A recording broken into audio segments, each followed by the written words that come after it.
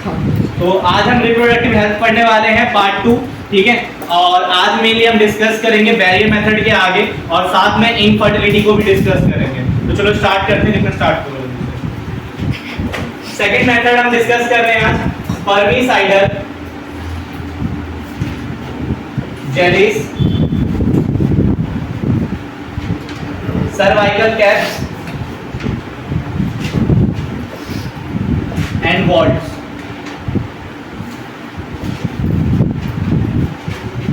देखो ये करते क्या है, स्पर्मिसाइडल जेलिस जो होते हैं या सर्वाइकल कैप्स जो होते हैं या वॉल्ट्स जो होते हैं, इनका पहला काम होता है एसिडिक पीएच क्रिएट कर देना। अगर एसिडिक पीएच क्रिएट कर देंगे तो स्पर्म की क्या होगी भाई, स्पर्म हमारे खत्म हो जाएंगे। जैसे वो वेजाइना के अंदर एंटर करेंगे और वहां पे अगर एसिडिक पीएच है तो सारे स्पर्म क्या होंगे, डिस्ट्रॉय हो जाएंगे। तो वेजाइना के अंदर ये मीडियम कैसा कर देते हैं, एसिडिक कर देते हैं और इसी प्रिंसिपल पे ये काम करते हैं। तो पहला पॉइंट ये है, किल द स्पर्म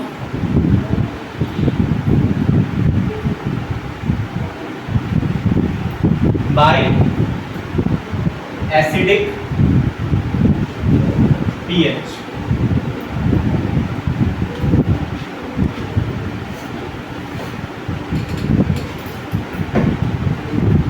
दूसरा पॉइंट समझना, हम बैरियर मेथड में कॉन्डम्स वगैरह यूज करते हैं। कभी कभी क्या होता है, कॉन्डम्स वगैरह में लीकेज हो जाता है या फटने के चांस होते हैं कि हाँ ऐसी चीज हो सकती है। उस केस में अगर हम कॉन्डम्स या फिर अपने बैरियर मेथड के साथ स्पर्मिसाइडल जेलिस सर्वाइकल कैप्स और वॉल्ट्स का इस्तेमाल करते हैं तो कॉन्ट्रासेप्शन की इफिशिएंसी बढ़ जाएगी। मतलब समझ रहे हो, 90% चांस है कि कॉन्ट्रासेप्शन हो जाएगा हमारे बैरियर मेथड से। बच गया जो 10%, वो भी हमारा किससे कंफर्म हो गया, इस वाले मेथड से। तो ये कर क्या रहा है, एक तो पीएच एसिडिक कर दे रहा है और दूसरा हमारा बैरियर मेथड की इफिशिएंसी को बढ़ा देता है। तो इनका हम इस्तेमाल बैरियर मेथड के साथ भी कर सकते हैं। तो सेकंड पॉइंट यही है, use along with barrier method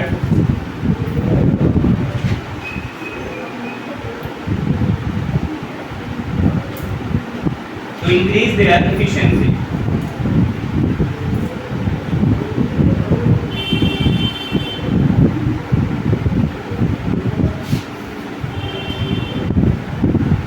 ठीक है, ये दोनों पॉइंट क्लियर है सभी को? बता दो इसको। अब तीसरा मेथड डिस्कस करते हैं, इंट्रा यूटेराइन डिवाइसेस। अगर बात करें कॉन्ट्रासेप्शन में तो ये मोस्ट इंपॉर्टेंट आता है कॉन्ट्रासेप्शन, और मेनली इसी वाले कॉन्ट्रासेप्शन से अभी तक क्वेश्चंस वगैरह भी पूछे गए। तो देखते हैं ये है। देखो पहली बात, इंट्रा यूटेराइन डिवाइस, जैसा कि नाम से डिवाइस है और डिवाइस है तो हम खुद से तो इंसर्ट कर नहीं सकते हैं। तो मेनली इनको इंसर्ट करने के लिए हमें किसी जरूरत पड़ती है, किसी मेडिकल प्रैक्टिशनर या फिर डॉक्टर्स की में जरूरत पड़ती है जो कि इसको क्या करते हैं, इंसर्ट करते हैं फीमेल्स के अंदर। तो पहला पॉइंट लिखो, inserted by doctor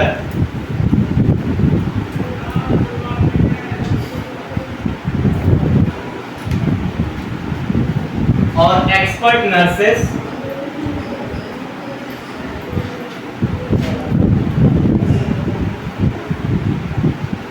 in uterus. और इसका इस्तेमाल हमारे इंडिया में बहुत बढ़ चढ़ के हो रहा है आजकल। तो अगला पॉइंट ये है, IUDs are one of the most widely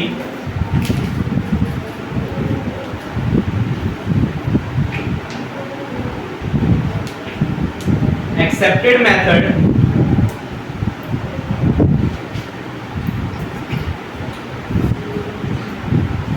of contraception in India।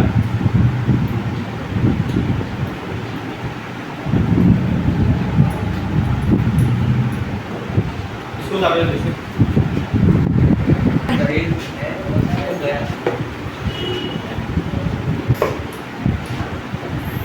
ठीक है। अब एक फ्लो चार्ट बनाएंगे टेबल के फॉर्म में, इसको डालो जल्दी से। देखो आईयूडी दो टाइप के होते हैं, एक को बोलते हैं नॉन मेडिकेटेड आईयूडी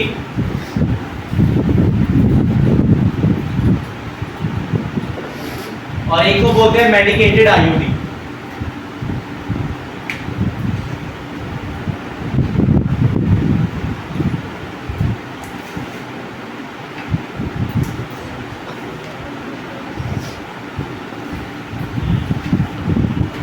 एग्जांपल्स की बात करें तो नॉन मेडिकेटेड के एग्जांपल लिप्स लूप। बेटा ये बहुत बार एग्जाम में एमसीक्यू के फॉर्म में आता है। नॉन मेडिकेटेड आयु का क्या एग्जांपल है, तो इसका है लिप्स लूप। और मैंने इसकी ट्रिक में सिखाई थी फिजिक्स का चैप्टर जब मैं पढ़ा था Newton's law of motion NLM। ठीक है, देखो नॉन मेडिकेटेड का एग्जांपल है उसका लिप्स लूप, और इसकी ट्रिक क्या होगी मान लिए NLM। और मेडिकेटेड का होता है हमारे पास, देखो मेडिकेटेड में अलग अलग टाइप आते हैं। एक है हमारा हार्मोन रिलीजिंग आईयूडी,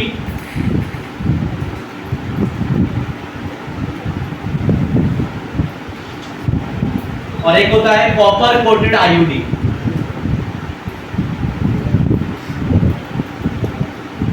जैसा कि हम समझ रहे हैं हार्मोन रिलीजिंग आईयूडी जो होंगे वो क्या करेंगे, सर्विक्स के अंदर क्या हार्मोन रिलीज करेंगे और उस हार्मोन्स की वजह से कॉन्ट्रासेप्शन हो पाएगा। और कॉपर कोटेड आईयूडी जो होते हैं वो क्या रिलीज करते हैं, कॉपर रिलीज करते हैं। कॉपर क्या करता है, मतलब अगर स्पर्म जा रहे हैं तो कॉपर उन्हें कैसे अफेक्ट करेगा। बेटा कॉपर जो होता है वो फेगोसाइटोसिस नेचर का है। कैसे नेचर का है, फेगोसाइटोसिस। कहना क्या मतलब जो मूवमेंट है ना स्पर्म का, उस मूवमेंट को कॉपर आयन क्या करता है, ब्लॉक कर देता है। क्या कर देता है, ब्लॉक। अगर कॉपर आयन के कांटेक्ट में स्पर्म आ जाएगा तो उसकी मूवमेंट क्या होगी, रुक जाएगी। और अगर मूवमेंट रुक गई तो क्या वो फैलोपियन ट्यूब तक जा पाएगा, वो जा ही नहीं पाएगा। और जब वो फैलोपियन ट्यूब के स्टेमस रीजन में गया ही नहीं तो फर्टिलाइजेशन होगा नहीं। तो ठीक है, तो हार्मोन में एग्जांपल्स देखो बेटा इसमें आते हैं प्रोजेस्टेरोन,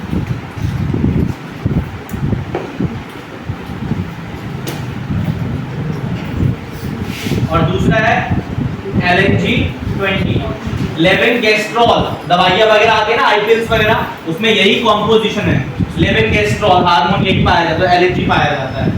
और कॉपर की बात करें तो इसके एग्जांपल है कॉपर 7, मल्टीलोड 375।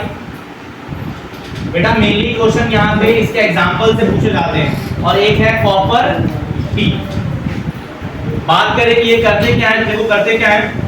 जब मैं बात करता हूँ हार्मोन का, तो हार्मोन क्या करेंगे, यूट्रस को अनसुटेबल कर देते हैं। क्या कर देते हैं भाई, किसके लिए अनसुटेबल कर देंगे यूट्रस को, फॉर इम्प्लांटेशन। किसके लिए, अगर मैं तुमसे पूछूं क्या यहाँ पे ये फर्टिलाइजेशन को रोक रहे हैं क्या हार्मोन रिलीजिंग आईयूडी क्या फर्टिलाइजेशन को रोक रहे हैं, नहीं। फर्टिलाइजेशन तो होगा बट जो फर्टिलाइजेशन होने के बाद जो एग बना है, सॉरी जो जाइगोट बना है, वो जाइगोट कभी भी यूट्रस पे चिपक नहीं पाएगा, उसी को तो कर रहा है, ये इम्प्लांटेशन को रोक रहा है। ठीक है,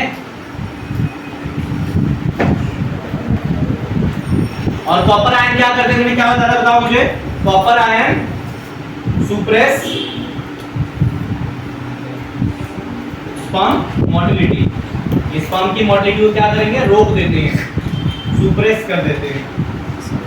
and fertilising capacity of sperm, and fertilising capacity of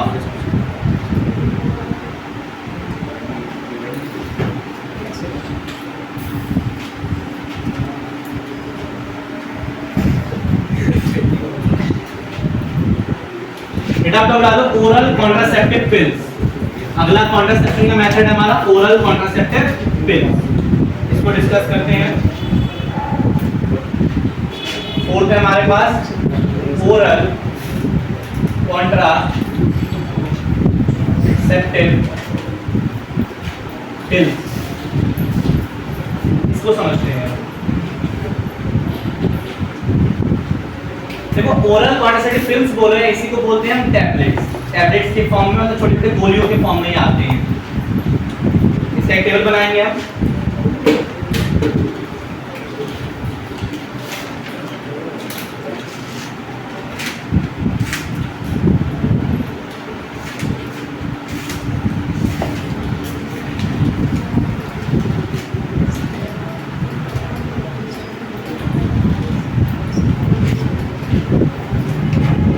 पहला पैरामीटर ले रहे हैं हम एग्जांपल्स। क्या ले रहे हैं, एग्जांपल्स। अगर नॉन स्टेरॉइडल की बात करते हैं इसका एग्जांपल क्या है, सहेली। नाम सुना होगा तुमने, एक पिल होती है सहेली। और स्टेरॉइडल की बात करें तो इसमें आते हैं प्रोजेस्टेरोन के टैबलेट्स, या तो अकेला प्रोजेस्टेरोन का टैबलेट मिल जाएगा फिर, या तो कॉम्बिनेशन मिलता है प्रोजेस्ट्रोजन और एस्ट्रोजन का।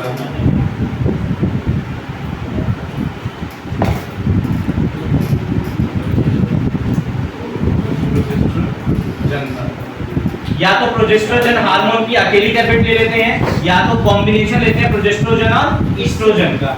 ठीक है बेटा, इसमें स्टेरॉइड होते हैं, नुकसान पहुंचा सकता है, ये नॉन स्टेरॉइडल है, मतलब इसमें कोई भी साइड इफेक्ट्स नहीं होंगे। तो पहला हो गया इनका एग्जांपल।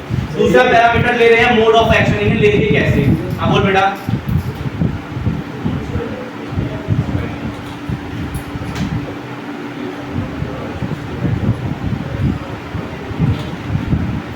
ये कैसे काम करता है? तो ये इम्प्लांटेशन को रोकता है,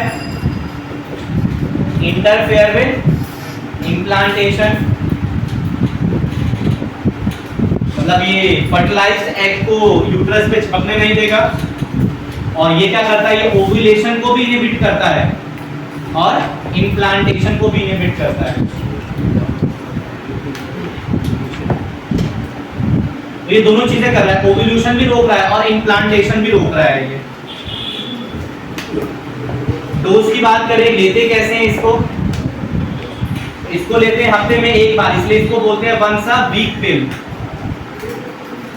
इसको सिर्फ हफ्ते में एक बार लेना है और ये हमें डेली लेना पड़ता है।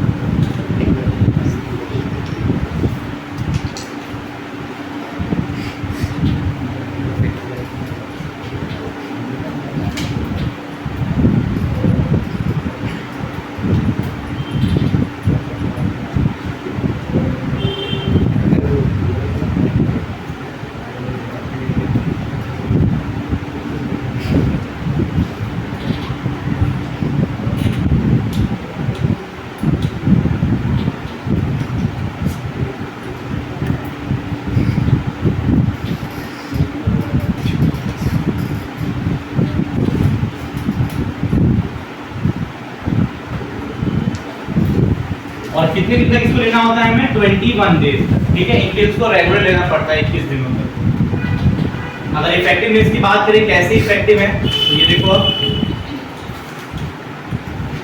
हाई कॉन्ट्रासेप्टिव वैल्यू है इसकी,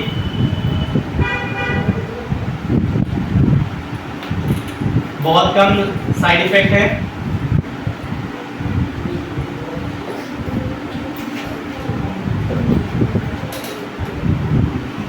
ये भी कैसे पिल्स हैं?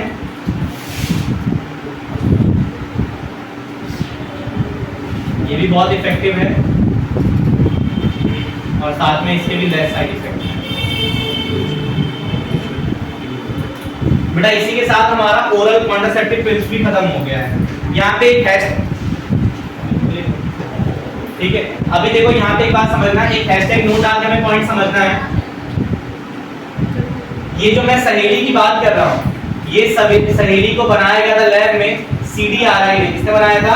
CDRI ने। बेटा CDRI की फुल फॉर्म क्या है? Central drug research institute. और ये है कहाँ पे बेटा? लखनऊ के अंदर है, ये याद रखना। बहुत बार एग्जाम में आया है, सहेली किसने डेवलप करा था और कहाँ करा था? तो CDRI डेवलप करा है लखनऊ में। एक बार दोबारा समझो, ओरल कॉन्ट्रासेप्टिव पिल्स। बेटा ओरल कॉन्ट्रासेप्टिव पिल्स टैबलेट्स के फॉर्म में आती हैं। ये दो तरह के होते हैं, नॉन स्टेरॉइडल होते हैं और स्टेरॉइडल होते हैं। अगर बात करें नॉन स्टेरॉइडल की तो इसका एग्जांपल है सहेली, और स्टेरॉइडल की बात करें तो उसमें हम पिल्स लेते हैं जिसमें प्रोजेस्ट्रोजन और प्रोजेस्टेरोन एस्ट्रोजन का कॉम्बिनेशन भी आता है। सहेली को बनाया था CDRI ने लखनऊ में। उसके बाद कैसे काम करता है सहेली? तो ये इम्प्लांटेशन को रोकता है, बट जो हमारे स्टेरॉइडल है वो इम्प्लांटेशन को भी रोकते हैं, साथ में ओवुलेशन को भी रोकते हैं। ओवुलेशन मतलब क्या होता है बेटा? रिलीजिंग ऑफ ओवम, जो हमारा ओवम रिलीज हो रहा था, ठीक है, उसको भी रोकेगा। इसको हफ्ते में सिर्फ एक बार लेना होता है, बट स्टेरॉइडल वाले को 21 डेज तक रेगुलर लेना पड़ता है। ये हाई कॉन्ट्रासेप्टिव है और वो वेरी कॉन्ट्रासेप्टिव है। इसके भी लेस साइड इफेक्ट्स हैं, उसके भी लेस साइड इफेक्ट्स हैं। ठीक है, इसको जल्दी उतार दो।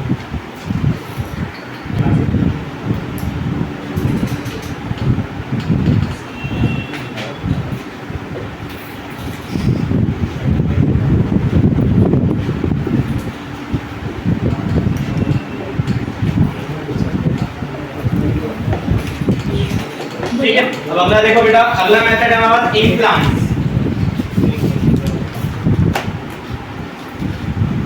और इम्प्लांट्स की बात करते हैं तो ऐसे छोटी छोटी सुई के फॉर्म में होता है ये, और इसको स्किन के नीचे लगाया जाता है। अब ये करता क्या है, पहला पॉइंट लिखेंगे placed under skin, placed under skin. हाँ बेटा 5 बार है। इसका इफेक्टिव पीरियड बहुत बड़ा होता है, मतलब ज्यादा समय तक ये चलेगा।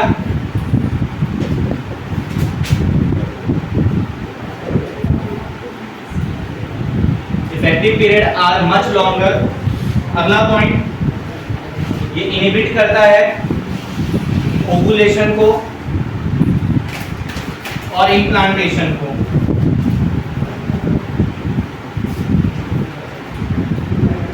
अगर हम बात करें कि इस इम्प्लांट, इस सुई के अंदर होता क्या है, तो इनके अंदर वही हार्मोन्स है जो हम नॉन स्टेरॉइड में पढ़ रहे थे। प्रोजेस्ट्रोजन अकेला या फिर प्रोजेस्ट्रोजन और एस्ट्रोजन का कॉम्बिनेशन, वो पिल्स के फॉर्म में था और ये सुई के फॉर्म में है।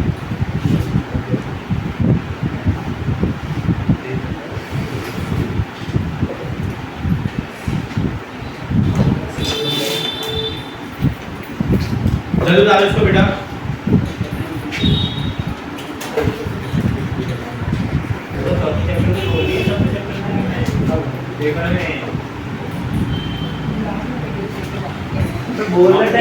बेटा बातें रहे, ठीक है। अगला मेथड बेटा हमारे पास सर्जिकल मेथड। बेटा सर्जिकल मेथड को हम परमानेंट मेथड भी बोलते हैं और हिंदी में इसी को नसबंदी बोलते हैं। ये 2 टाइप का होता है, एक होता है ट्यूबेक्टोमी और एक होता है वेसेक्टोमी। यहां समझना, ट्यूब, ये ट्यूब सब किससे आया है, फालोपियन ट्यूब से, और वेसेक्टोमी में वेस किससे आया है, वास डिफरेंस से। फीमेल का जो रिप्रोडक्टिव सिस्टम है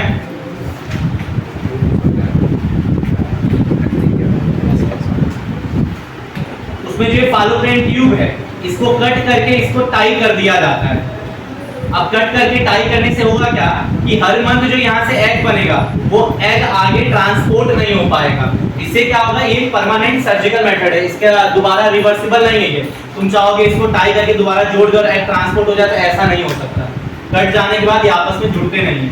और वैसेक्टोमी में हम करते क्या थे, ये टेस्टिस, सेमिनिफेरस ट्यूब्यूल्स, यहाँ से निकल रहा है तुम्हारा रेटा टेस्टिस से निकल रहा है हमारा वासा इफ्रेंशिया एपिडेमिस, और ये वास डिफरेंस, इसी को क्या बोलते हैं, वास डिफरेंस बोलते हैं। इस वास डिफरेंस को कट करके क्या करते हैं, मेल्स के अंदर टाई कर दिया जाता है। तो ऐसा नहीं है कि मेल्स में स्पर्म बनेगा नहीं, स्पर्म तो बनेगा बट वो ट्रांसपोर्ट नहीं हो पाएगा, और जब ट्रांसपोर्ट हो नहीं पाएगा तो इजैकुलेशन उसका हो नहीं पाएगा। इसलिए हम बोलते हैं वैसेक्टोमी क्या है, परमानेंट मेथड है।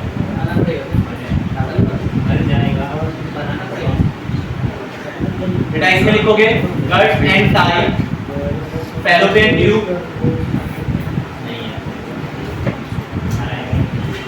और इसमें cut and tie, vas deferens.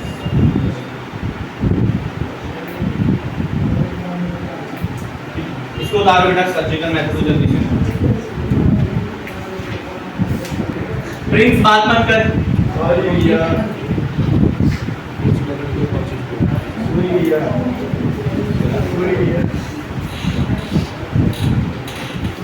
अब हमारे पास सारे मेथड हो गए। अब मैं अगला टॉपिक पढ़ना है MTP, medical termination of pregnancy.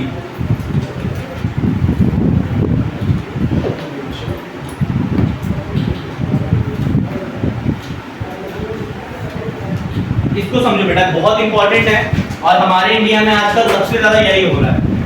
जब भी अनप्रोटेक्टेड सेक्स किया जाता है या कोई रेप होता है किसी के साथ, उस केस में उसको वो प्रेगनेंसी चाहिए नहीं होती है, उसको बेबी कंसीव नहीं करना होता है। उस केस में बाहर से वो पिल्स खाती है, ठीक है, फर्टिलाइजेशन हो जाने के बाद। या फिर डॉक्टर क्या करते हैं, 3 मंथ का अगर बेबी नहीं हुआ है उससे पहले ऑपरेशंस करके बेबी को निकाल दिया जाता है, या फिर दवाइयाँ वगैरह आती हैं जिसमें है ना हार्मोन्स वगैरह रहते हैं, जिसकी मदद से जो 9 मंथ का पीरियड बेबी पूरी तरीके से डेवलप हो पाता, वो बेबी पूरी तरीके से डेवलप होता नहीं है, और जो प्रेगनेंसी वो क्या होती है, टर्मिनेट हो जाती है। तो ऐसा नॉर्मली तब होता है जब अनप्रोटेक्टेड सेक्स किया गया हो, या कोई रेप वुमेन हो, या फिर मोस्टली केस में कि बेबी नहीं चाहिए होता है, उस केस में इसको करते हैं, ठीक है। और हमेशा एमटीपी करने के लिए किसी मेडिकल प्रैक्टिशनर या डॉक्टर का कंसल्टेशन मोस्ट इंपॉर्टेंट है, क्योंकि इसके साइड इफेक्ट्स बहुत ज्यादा हैं। आजकल हम लोग क्या करते हैं कि लाइक फर्टिलाइजेशन हो गया और एकदम से पिल्स लाके खा लेते हैं। बेटा वो पिल्स जितना लगता है कि एक बार खा लिया बेबी रुक जाएगा, उससे ज्यादा नुकसानदायक है। हो सकता है बेबी खत्म तो हो जाए, बट यूट्रस वाला जो हिस्सा है वेजाइना और सर्विक्स में एक गंदे खून की तरह इंफेक्शन क्रिएट कर देता है। आगे जाके वो फीमेल कभी बेबी कंसीव भी नहीं कर सकती, ये प्रॉब्लम्स आ जाते हैं। तो कभी भी जब एमटीपी का यूज करना है तो हमेशा कैसे यूज करना है, किसी डॉक्टर से कंसल्टेशन करके, ठीक है। तो हम ये लिख रहे हैं मेडिकल टर्मिनेशन ऑफ प्रेगनेंसी। तो इसके पॉइंट कितना बेटा? भैया ये 7th वाला है क्या, या नहीं, अलग से टॉपिक है। अच्छा, इसको लीगलाइज किया गया था इंडिया में, पहले लीगल नहीं था, अब इसको लीगलाइज कर दिया इंडिया में 1971 में। और अगर हम बात करें तो अभी से 40 से 50 मिलियन एमटीपी हो चुके हैं हमारे इंडिया के अंदर। और जितनी इंडिया में प्रेगनेंसी खत्म होती है उसमें 1/5 हिस्सा किसका है, एमटीपी का ही होता है। मतलब 1/5 बच्चे जो खत्म होते हैं, फीटस को खराब किया जाता है, वो किसके थ्रू किया जाता है, एमटीपी के through.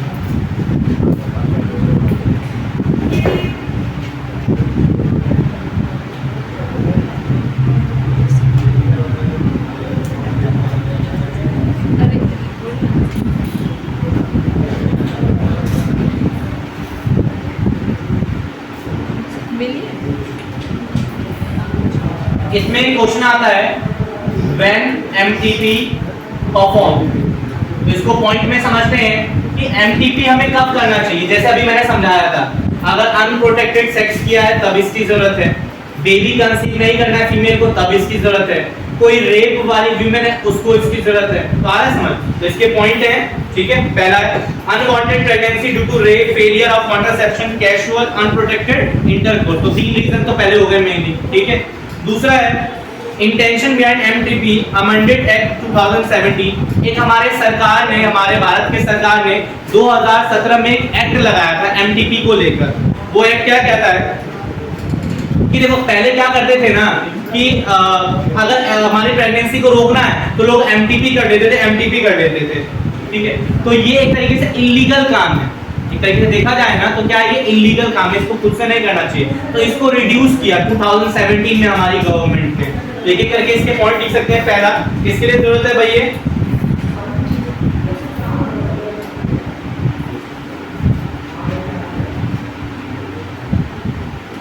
Unwanted pregnancy due to rape, unprotected sex,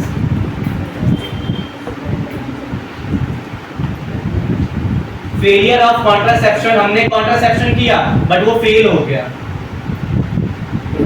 उस केस में भी ये एमटीपी किया जाता है। इसको लेकर 2017 में एक एक्ट आया था। वो एक्ट क्या क्या आया था बेटा कि एमटीपी जो है वो सेफ है कब तक, 12 वीक तक।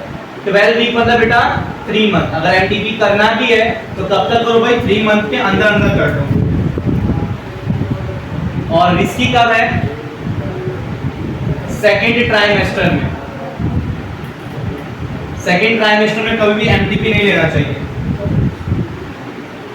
इस एक्ट में एक और था एमनियोसेंटेसिस। बेटा एमनियोसेंटेसिस क्या होता है, जब भी हम फीटस का पता लगाते हैं।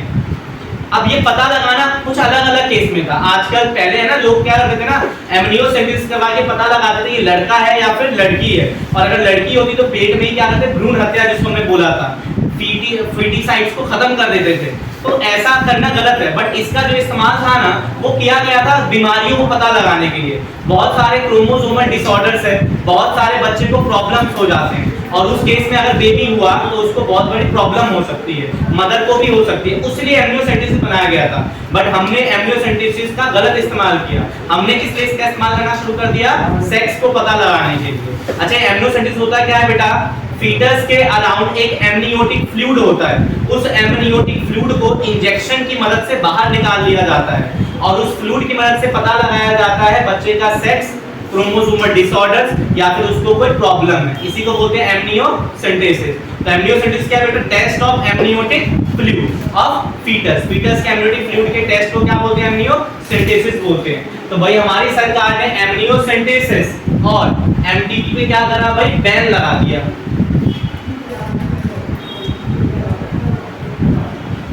सॉरी, एमनियोसेंटेसिस और एमटीपी का क्या होता है? मिसयूज हो रहा था हमारे इंडिया में। इसका क्या हो रहा था? मिसयूज हो रहा था। तो इसी को लेकर जो पता है, अब कभी भी एमनियोसेंटेसिस नहीं कराया जाता है। किसी भी लैब वगैरह में एमनियोसेंटेसिस अलाउड नहीं है, इसको रोक दिया गया है क्योंकि इससे क्या हो रहा था? बच्चों को मारा जा रहा था। ठीक है, इसको उदाहरण जल्दी से फिर आगे बढ़ते हैं।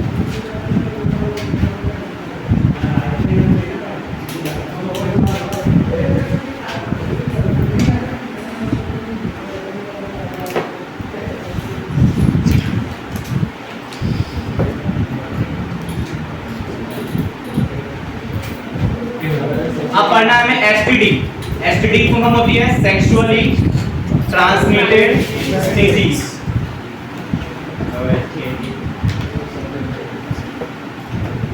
बेटा ऐसी बीमारियां जो सेक्सुअल इंटरकोर्स करने से फैलती है, इसको क्या बोलते हैं? एसटीडी बोलते हैं, सेक्सुअली ट्रांसमिटेड डिजीज। इसमें से कुछ बीमारियां ऐसी हैं जिनका क्योर है और कुछ बीमारियां ऐसी हैं जिनका कोई क्योर नहीं है। मेनली एसटीडी को कौन-कौन कराते हैं? प्रोटोजोन से होता है, वायरस से होता है और बैक्टीरिया से एसटीडी फैलते हैं। तो एक फ्लो चार्ट देखेंगे कौन सी बीमारी किससे हो रही है। एग्जाम में मोस्ट इंपॉर्टेंट है, ये सवाल बहुत बार एमसीक्यू में पूछा गया है। अगर हम बैक्टीरियल की बात करें तो बैक्टीरिया से जो हमें एसटीडी होता है गोनोरिया,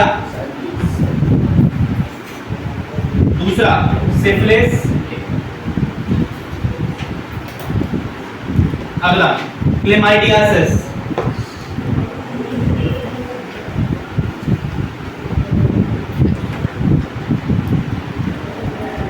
अगला प्रोटोजोन से जो होते हैं। बेटा ये प्रोटोजोन क्या है?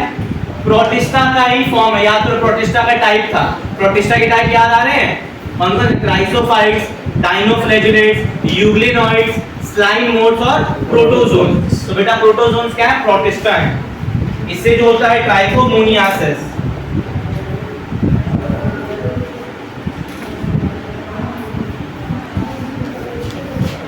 अगला वायरल की बात करें तो वायरल तुम लोग जानते हो, AIDS, genital herpes, hepatitis B,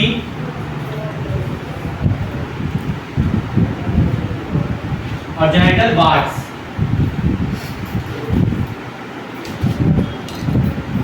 तो ये हमारे कुछ एसटीडी हो गए। अगर हम बैक्टीरियल और प्रोटोजोन्स की बात करें तो ये कैसे हैं? कंप्लीटली क्यूरेबल है। अगर पता लग जाए कि हमें बीमारी हुई तो इसका क्योर हम कर सकते हैं। बट अगर हम वायरस की बात करें तो बेटा वायरस में भी कुछ बीमारियां ऐसी हैं जो अर्ली डायग्नोसिस से करें तो पता लग जाए तो हो सकता है क्योर, बट लेट डायग्नोसिस उसका हो तो कभी भी क्योर नहीं हो सकते। और आजकल इंडिया में अगर हम अपने इंडिया की बात करें तो देखो हमारा इंडिया एड्स में कितना आगे है।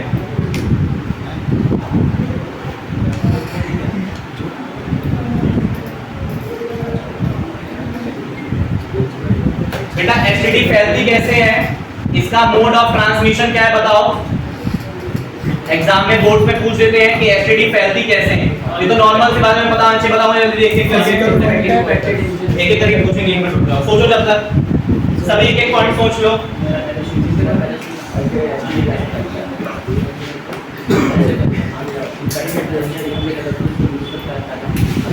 चलो एक बच्चे ने बताया ट्रांसफ्यूजन ऑफ ब्लड कि एक का खून दूसरे में डालोगे जिसको एचआईवी है तो उसको भी हो जाएगा।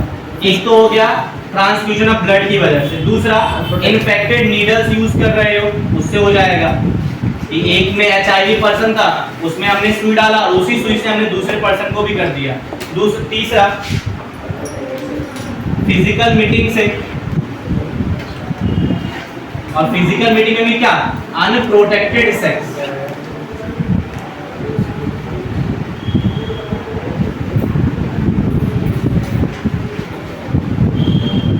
चौथा, अगर तुम मुझसे शेयर कर रहे हो, क्या क्या शेयर कर रहे हो बेटा, सर्जिकल इंस्ट्रूमेंट, तुम्हारी किस चीज से, तुम्हारा कोई सर्जिकल इंस्ट्रूमेंट है जो तुम्हारे लिए, तुम किसी और से उसको शेयर कर रहे हो, तो उससे भी तुम्हें फैल सकता है। शेयरिंग सर्जिकल इंस्ट्रूमेंट, उसके साथ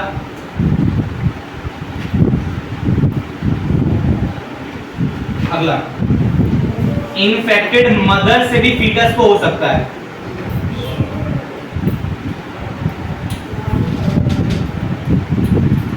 माता से बच्चे को भी एसटीडी हो सकता है, मदर को है, ठीक है। तो इसी के साथ हमारा ये वाला टॉपिक तो खत्म हो गया, ठीक है। अब हम पढ़ेंगे इनफर्टिलिटी के बारे में। अब ये इनफर्टिलिटी क्या है, पहले इसको समझते हैं। इसको उतार लिया क्या, समझना ध्यान से। जब मैं इनफर्टिलिटी की बात करता हूं तो समझना, जब अनप्रोटेक्टेड सेक्स किया जाए फिर भी प्रेगनेंसी नहीं हो रही है, और एक बार नहीं, 2, 3, 4, 5 साल बार बार एक ही चीज कर रहे हैं, और फिर भी बेबी प्रोड्यूस नहीं हो रहा है, फर्टिलाइजेशन नहीं हो रहा है, तो उस केस में हम क्या बोलेंगे, पेरेंट्स कैसे हैं, इनफर्टाइल है। इनफर्टाइल का मतलब हो गया इनएबल टू प्रोड्यूस चाइल्ड। अगर बच्चे को प्रोड्यूस करने में इनेबल है पेरेंट्स, उन पेरेंट्स को क्या बोलते हैं बेटा, इनफर्टिलिटी बोलते हैं। कभी कभी क्या होता है कि फादर इनफर्टाइल नहीं होता, फादर फर्टाइल होता है, मदर क्या होती है, इनफर्टाइल होती है। तो उसके लिए हमने कुछ मेथड बना रखे हैं जिससे बेबी हो जाए। और दूसरा केस ये बनता है कि भाई फादर कैसा है, इनफर्टाइल है, और मदर फर्टाइल है, उसके लिए भी कुछ मेथड्स हैं। अच्छा, ये भी हो सकता है दोनों ही इनफर्टाइल है, तो उसके लिए भी अलग मेथड्स हैं। तो बेटा इनफर्टिलिटी में भी हम अलग अलग मेथड्स पढ़ेंगे जिसकी मदद से इनफर्टाइल कपल्स भी क्या कर सकते हैं, बेबी कंसीव कर सकते हैं, ठीक है। बात में आया, चलो अब पढ़ते हैं इनफर्टिलिटी को। इसको उतार लो, फिर इनफर्टिलिटी पे आगे बढ़ते हैं।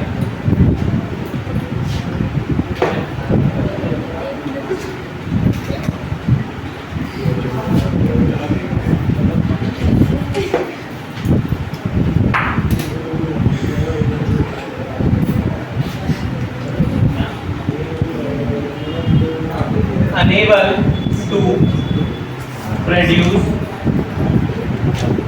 children in spite of unprotected sexual cohabitation.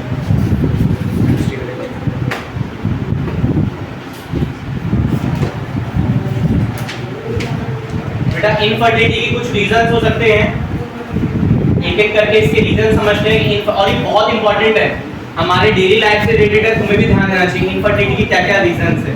सबसे पहला फिजिकल रीजन हो सकता है, दूसरा कोई बीमारी की वजह से इनफर्टिलिटी हो सकती है, तीसरा इम्यूनोलॉजिकल, तुम्हारी इम्यूनिटी वीक है, तुम अच्छा खाना नहीं ले रहे हो,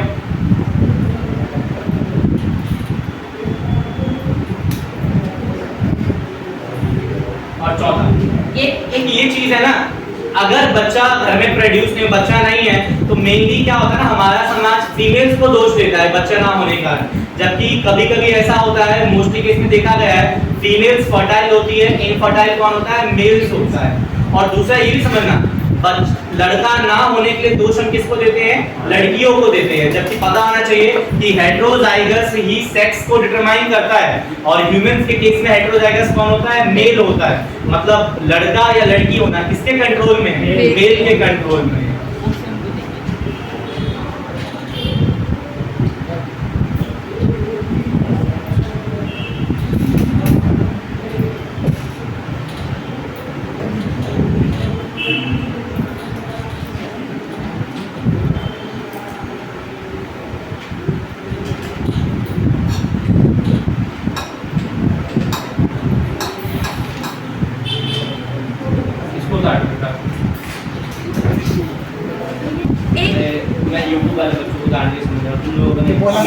स्क्रीनशॉट लो और जल्दी से अगर मैं इन विवो की बात करूं, कौन कौन से हैं, gamete intra fallopian transfer, artificial insemination और इंट्रा यूटेराइन इंजेक्शन, ठीक है। तो बेटा ये मेथड हमारे इन विवो में आ गए और ये वाले मेथड कहाँ आ गए? इन विट्रो में। ठीक है, तो ये चैप्टर का था एंड यहीं पे हम कर रहे हैं। अब इस चैप्टर को तुम्हें रिवाइज करना है और फिर इसका टेस्ट होगा। ठीक है, नेक्स्ट